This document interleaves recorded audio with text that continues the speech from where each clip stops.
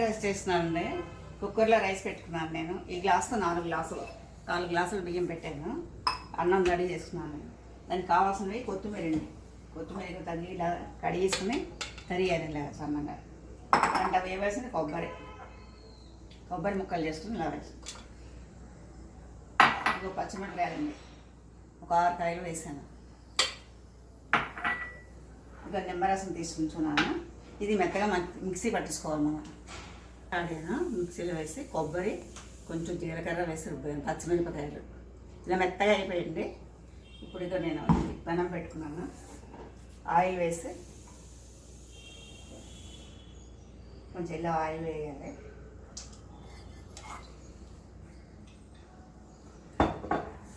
జీలకర్ర కొంచెం ఆవాలండి ఇలా వేసి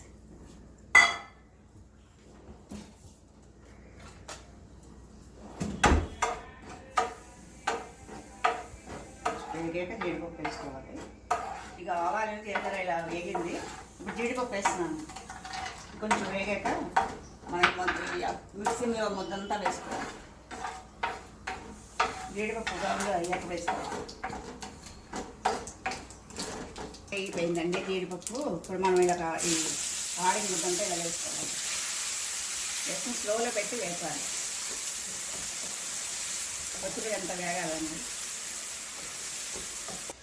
ఇక అన్నం తీసుకున్నాను. ఇక అన్నం గిన్నెలను తీసుకున్నాను. కుక్కర్లో పెట్టుకున్నాను అన్నం. ఇది ఇప్పుడు ఇలా వేగిపోయిందండి. పావుగడ్డ వేసాను. ఆయిల్ వేసి జీడిపప్పు అది ఇప్పుడు ఇది ఇలా వేసుకోవాలి.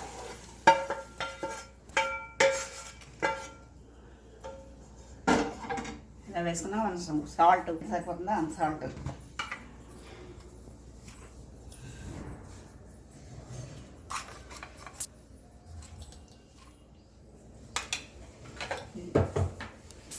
ఇది నిమ్మరసం అండి.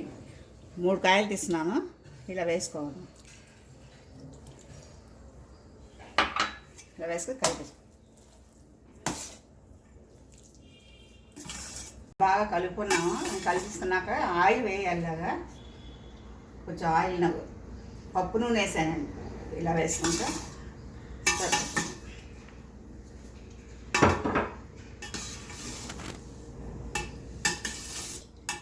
పిల్లల బాక్స్ కూడా బాగుంటాయి. స్కూల్ బాక్స్కి పిల్లలకు కూడా ఆరోగ్యం ఉంటుందండి. నిమ్మకాయ కొత్తిమీరే కదా బాగుంటుంది. ఇది కొత్తిమీర రైస్. లైక్ చేయండి, షేర్ చేయండి.